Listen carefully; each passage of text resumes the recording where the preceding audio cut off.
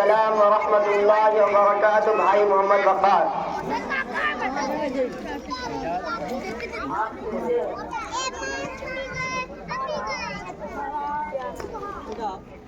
آپ کیسے ہیں؟ الحمدللہ میں خیریت سے ہوں، امید کرتا ہوں کہ آپ بھی خیر و عافیت سے ہوں گے۔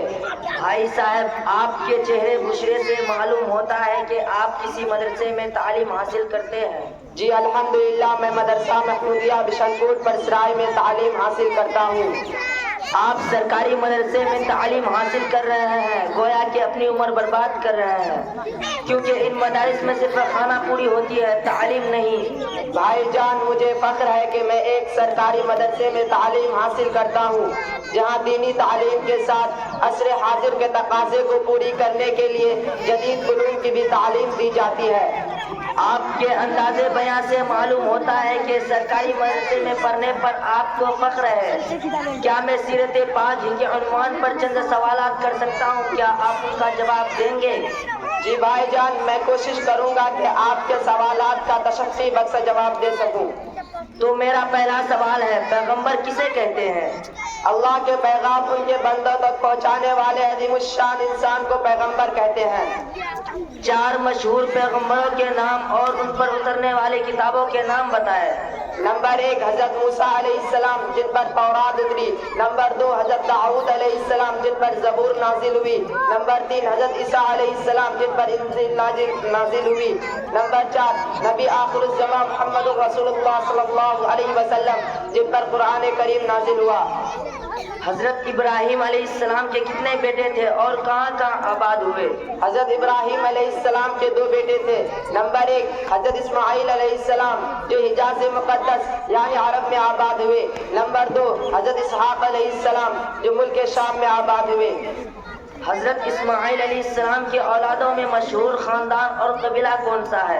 حضرت اسماعیل علیہ السلام کی اولادوں میں مشہور خاندان اور قبیلہ قریش ہے، جو مکہ مکرمہ میں آباد ہوئے اور خانہ کعبہ کے متولی رہے۔ بنی قریش کا خاندان بنو ہاشم تھا، جن میں آخری نبی محمد رسول اللہ صلی اللہ علیہ وسلم پیدا ہوئے۔ حضور صلی اللہ علیہ وسلم کی پیدائش کب ہوئی؟ حضور صلی اللہ علیہ وسلم کی پیدائش 12 ربیع الاول پیر کے دن 571 عیسوی میں صبح صادق کے وقت ہوئی۔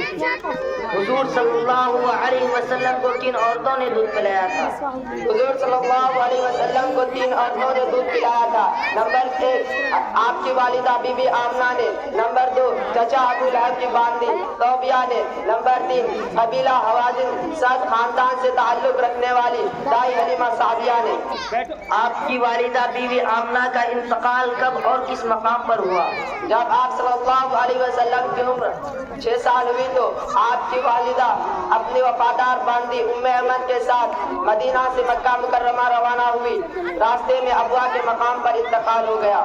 کیا آپ صلی اللہ علیہ وسلم نے تجارت کی ہے؟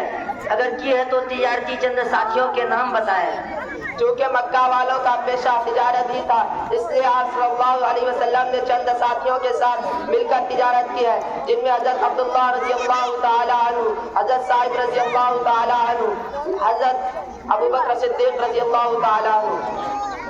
کیا آپ بتا سکتے ہیں کہ حضور صلی اللہ علیہ وسلم کی بیویاں جنہیں ازواج مطہرات کہا جاتا ہے کتنی ہیں، اور پہلی شادی کا مختصر واقعات کیا ہے؟ میرے پیارے بھائی، آپ نے بہت قیمتی سوال کیا ہے، میں اپنے معلومات کے مطابق جواب دوں گا۔ آپ صلی اللہ علیہ وسلم کی 11 بیویاں تھیں۔ نمبر 1 حضرت خدیجہ رضی اللہ تعالی عنہ۔ نمبر 2 حضرت عائشہ رضی اللہ تعالی عنہ۔ نمبر 3 حضرت سودا بنت زمعہ رضی اللہ تعالی عنہ۔ نمبر 4 حضرت زینب ام المساکین رضی اللہ تعالی عنہ۔ نمبر 5 حضرت ام سلمہ رضی اللہ تعالی عنہ۔ نمبر 6 حضرت زینب بنت جحش رضی اللہ تعالی عنہ۔ نمبر 7 حضرت جویریہ رضی اللہ تعالی عنہ۔ نمبر 8 حضرت ام حبیبہ بنت ابو سفیان رضی اللہ تعالی عنہ۔ نمبر 9 حضرت حفصہ بنت عمر فاروق رضی اللہ تعالی عنہ۔ نمبر 10 حضرت میمونہ بنت حارث رضی اللہ تعالی عنہ۔ نمبر 11 حضرت صفیہ رضی اللہ تعالی عنہ۔ اور ایک باقی بھی تھی جن کا نام ماریہ قبطیہ تھا۔ حضور صلی اللہ علیہ وسلم چونکہ تجارت کرتے تھے اور تجارت میں دیانت کا خیال رکھتے تھے، آپ کی یہ خوبی حضرت خدیجہ رضی اللہ تعالیٰ عنہ کو جو بیوہ تھی ان کو بہت پسند آیا۔ تجارت کے واپسی کے 3 ماہ بعد آپ صلی اللہ علیہ وسلم کے پاس شادی کا پیغام بھیجا۔ آپ صلی اللہ علیہ وسلم نے قبول فرمایا۔ خاندان کے بڑے لوگ جن میں چچا ابو طالب اور حمزہ بھی تھے دلہن کے گھر گئے۔ ابو طالب نے 500 درہم کے عوض پر نکاح پڑھایا۔ اس وقت آپ صلی اللہ علیہ وسلم کی عمر 25 سال اور حضرت خدیجہ رضی اللہ تعالیٰ عنہ کی عمر 40 سال تھی۔ حضور صلی اللہ علیہ وسلم نے حضور صلی اللہ علیہ وسلم پر سب سے پہلے وحی کیا اور کہاں نازل ہوئی؟ حضور صلی اللہ علیہ وسلم پر سب سے پہلے وہی سورہ الگ کے ابتدائی 5 آیتیں غار حرا میں نازل ہوئی۔ وہ آیتیں یہ ہیں: اعوذ باللہ من الشیطان الرجیم، بسم اللہ الرحمن الرحیم، اقرأ باسم ربک الذی خلق، خلق الانسان من علق، اقرأ وربک الاکرم الذی علم بالقلم، علم الانسان ما لم یعلم۔ کتنے سال کی عمر میں آپ صلی اللہ علیہ وسلم کو نبوت ملی؟ 40 سال کی عمر میں اللہ تعالیٰ نے آپ صلی اللہ علیہ وسلم کو نبوت اور رسالت سے سرفراز فرمایا۔ سب سے پہلے ایمان لانے والا کون ہے؟ عورتوں میں حضرت خدیجہ رضی اللہ تعالیٰ عنہ، مرد ساتھیوں میں حضرت ابو بکر صدیق رضی اللہ تعالیٰ عنہ، بچوں میں حضرت علی مرتضیٰ رضی اللہ تعالیٰ عنہ، غلاموں میں حضرت زید بن حارثہ رضی اللہ تعالیٰ عنہ سب سے پہلے ایمان لانے والے ہیں۔ کیا آپ بتا سکتے ہیں کہ ابتدائی دور میں حضرت ابو بکر رضی اللہ عنہ کے سمجھانے سے کون حضرات ایمان لائے؟ کیوں نہیں بھائی، میں نے اسی سال مدرسہ میں پڑھا ہے کہ ابتدائی دور میں حضرت ابو بکر صدیق رضی اللہ تعالیٰ عنہ کے سمجھانے سے بڑے بڑے صحابہ ایمان قبول کیا، جن میں حضرت عثمان بن عفان رضی اللہ تعالیٰ عنہ، حضرت زبیر رضی اللہ تعالیٰ عنہ، حضرت عبد الرحمن بن عوف رضی اللہ تعالیٰ عنہ، حضرت سعد بن وقاص رضی اللہ تعالیٰ عنہ، حضرت طلحہ رضی اللہ تعالیٰ عنہ سر فہرست ہے۔ اسلام کا سب سے پہلا مدرسہ کون سا ہے؟ خانہ کعبہ کے پاس ہی کے گلی میں حضرت ارقم رضی اللہ تعالیٰ عنہ کا گھر ہی اسلام کا سب سے پہلا مدرسہ ہے۔ عام الحزن کس سال کو اور کیوں کہا جاتا ہے؟ عام الحزن کے معنی ہے غم کا سال۔ نبوت کے 10ویں سال آپ کے شفیق چچا ابو طالب کا، اس کے بعد آپ کی بیوی حضرت خدیجہ رضی اللہ تعالیٰ عنہا کا انتقال ہوا، اس لیے اس سال کو عام الحزن کہا جاتا ہے۔ مکی اور مدنی زندگی سے کیا مراد ہے؟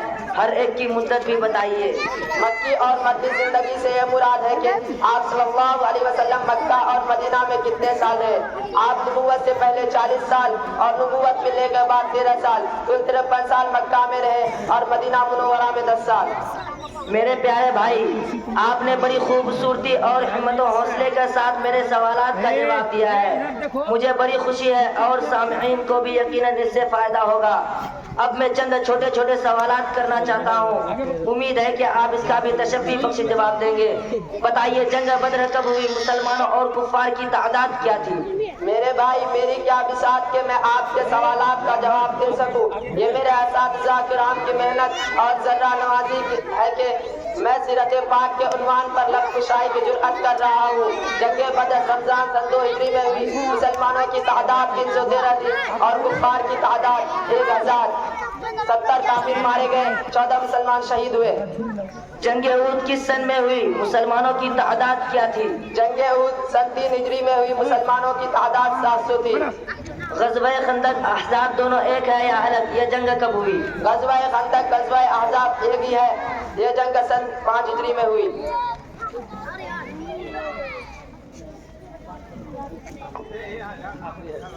میرے پیارے بھائی، سیرت طیبہ سے متعلق بہت مشکل سوالات آپ سے ہم نے کیے ہیں، لیکن اس کا صحیح جواب بہت بہتر انداز میں دے کر میری غلط فہمی دور کر دی، ورنہ میں یہ سمجھتا کہ سرکاری مدرسے میں اچھی تعلیم نہیں ہوتی ہے۔